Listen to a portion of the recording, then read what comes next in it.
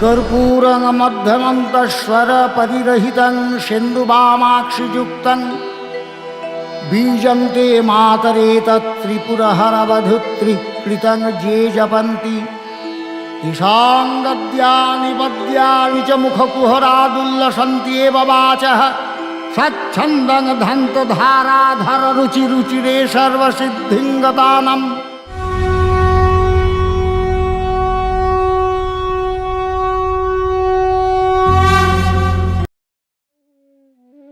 तो बड़ा ही सुंदर तरीके से और बिल्कुल, चूँकि राजा खुद तंत्र विद्या में अपने आप को माहिर मानते थे और तंत्र विद्या की जानकारी थी, तो इस पूरे मंदिर का जो निर्माण हुआ है वो तांत्रिक पद्धति से हुआ है, जिसको मैं आगे आपको बताऊंगा।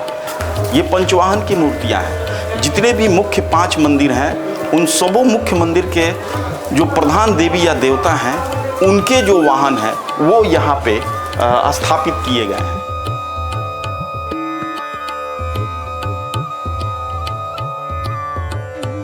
नमस्कार, मैं उदय कुमार आप सबों का माँ काली धाम के इस प्रांगण से स्वागत करता हूँ। तो मित्रों, अभी आप पंचवाहन की मूर्तियों का दर्शन किए हैं।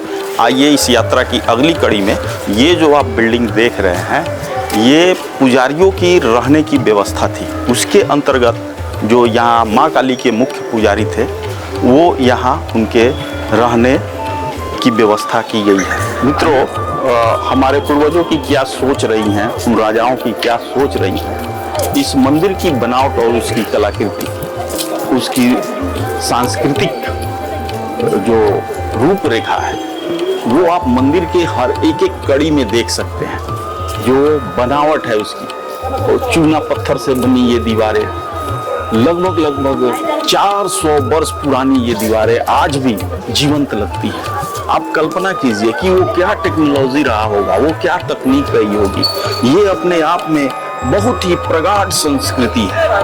इतने सारे आक्रमणकारी, इतने सारे देश के दुश्मन, फिर भी हमारी इतनी समृद्ध जो संस्कृति रही और उसके जो भी धोतक रहे, वो निश्चित रूप से कितने विद्वान और यशस्वी रहे होंगे, आप इसकी परिकल्पना कर सकते हैं। और इस द्वादश कला सूर्य मंदिर के जो मुख्य देवता हैं, वो हमारे भगवान सूर्य हैं, और इनका वाहन जो है सबसे पहले आपने अश्व के रूप में देखा होगा।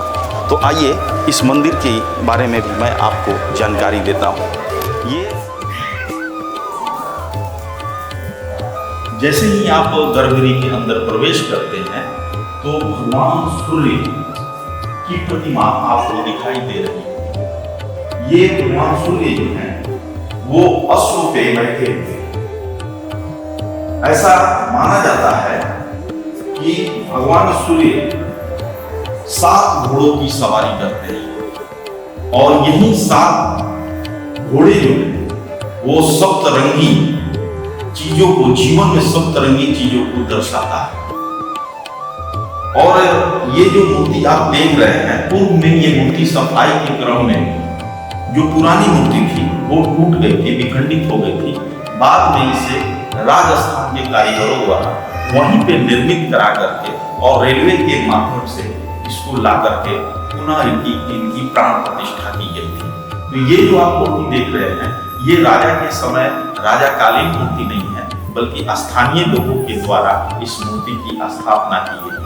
आइए मैं आपको अब अगली कड़ी में नवग्रह मंदिर की ओर ले जाने का प्रयास कर रहा हूं। मित्रों, जैसे मैंने आपको बताया कि पूर्व की जो मूर्ति थी वो सफाई के दौरान विखंडित हो गई थी, तो वैकल्पिक व्यवस्था के लिए ये छोटी सी जो प्रतिमा भगवान सूर्य की आप भास्कर को देख रहे हैं, इसको रख करके पूजा पाठ हुआ करता था। बाद में 2-3 सालों के बाद वो बड़ी वाली जो सूर्य भगवान की प्रतिमा है, उसकी प्राण प्रतिष्ठा स्थानीय लोगों के कमेटी के द्वारा की गई थी। आइए मैं आगे की ओर आपको लेकर के चलता हूँ। भगवान भास्कर, भगवान चंद्रमा, आप देख सकते हैं चंद्रमा जी की ये प्रतिमा, मंगल देव की प्रतिमा आप यहाँ देख सकते हैं। ये 9 ग्रह की मूर्तियां जो है, मैं एक एक करके आपको प्रयास करता हूँ आपके समक्ष बताने का, दिखाने का और समझाने का। ये बुद्ध जो हरे रंग से आप उनको कलर किए हुए देख सकते हैं। इसके अलावा बृहस्पति, भगवान बृहस्पति जो पीला रंग के वस्त्र को धारण किए हुए हैं। भगवान शुक्र को आप देख सकते हैं। भगवान शनि की प्रतिमा, इस मंदिर की एक अलग सी रौनक लिए रहती है भगवान शनि की प्रतिमा, क्योंकि शनिवार के दिन बहुत से परिवार के लोग जिस पर शनि की सरसाती या शनि ग्रह दोष का कोई प्रकोप होता है, तो वो पूजा पाठ के लिए यहाँ आते हैं और इनको तेल और चढ़ाते हैं। तो शनिदेव की इस प्रतिमा को आप देख सकते हैं। इसके अलावा जिन पे राहु और केतु की भी कोई दोष होती है, तो ये मंदिर इसके लिए प्रधान रूप से माना जाता है और वो लोग यहाँ आकर के अपना दोष निवारण का पूजा पाठ इत्यादि करते हैं। तो भक्तगण, मैं आपको बता रहा था कि भगवान सूर्य के साथ 9 ग्रह और 9 ग्रहों की माताओं का जो मंदिर है, अब मैं आपको उधर की ओर ले चलने का प्रयास कर रहा हूं। भक्तगण, अभी आप 9 ग्रह देवताओं का दर्शन कर रहे थे। अब मैं आपको 9 ग्रह माताओं का दर्शन कराने जा रहा हूं। तो आइए, अभी आप ये जो मूर्ति मेरे सामने देख रहे हैं, ये मां मंगला की मूर्ति है। उसके बगल में माता पिंगला, माता धान्या, माता भ्रामरी, माता भद्रिका, माता उल्का, माता सिद्धा, माता संकटा और माता विकटा का आप दुर्लभ दर्शन कर पा रहे हैं। इस मंदिर की जो विशेषता है, मैंने पूर्व में ही आपको बताया था कि ये मंदिर तांत्रिक पद्धति से स्थापित की गई बेतिया राजाओं के द्वारा जो उनकी गाथा है, ये मंदिर बयां कर रही है। भगवान भास्कर सूर्य भगवान की मूर्ति मध्य में है।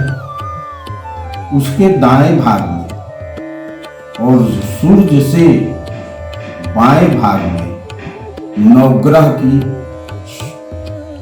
वाहनों के साथ मूर्तियां हैं और सूर्य के दक्षिण यानी उत्तर भाग में, सूर्य से दक्षिण मतलब दाएं भाग में नवग्रहों की माताएं हैं। पूर्व में भ्रांतियां ये थी कि ये नवग्रह की माताएं न बल्कि पत्नियां हैं, लेकिन मेरु तंत्र के अनुसार, जिसका उदाहरण मंत्र कोश के 21वें पृष्ठ में किया गया है। 9 ग्रहों की 9 माताएं हैं।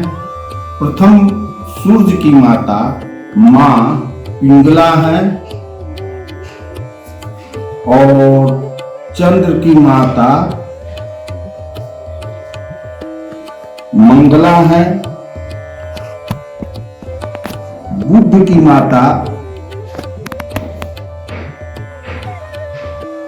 धान्या है।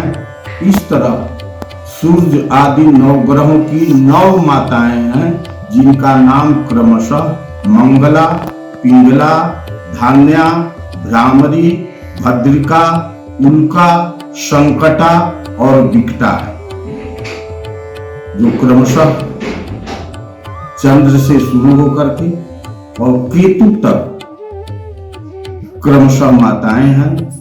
इनकी भी महादशा, जिस तरह कृतिका नक्षत्र में जन्म लेने से सूर्य की महादशा शुरू होती है, रोहिणी में जन्म लेने से चंद्र की महादशा शुरू होती है, उसी तरह इन 9 ग्रहों की माताओं की भी महादशा, अंतरदशा, प्रत्यंतर दशा और सूक्ष्म दशाएं भी होती हैं, जिनमें भ्रामरी, उल्का और संकटा की दशा किसी के भी कुंडली में, किसी के भी जन्म लग्न के अनुसार उसके लिए ठीक नहीं रहता है।